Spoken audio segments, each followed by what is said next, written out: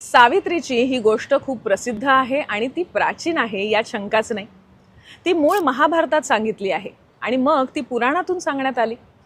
तुम्हाला ठाऊक आहे का, आधुनिक काळात या गोष्टीच्या आधारे श्री अरबिंदो यांनी सावित्री हे महाकाव्य लिहिलं. ते 24,000 ओळींचं आहे. 1916 पासून 1947 पर्यंत ते हे काव्य लिहितच होते. म्हणजे जवळजवळ 30 वर्ष ते या गोष्टीवर काम करत होते, चिंतन करत होते. मूळ महाभारतातल्या 300 श्लोकांच्या कथेचा त्यांनी इतका विस्तार केला आहे, हीच आश्चर्यकारक गोष्ट आहे नाही का?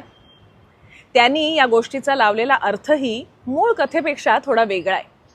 पण आज आपण आधी मूळ कथा समजून घेऊया.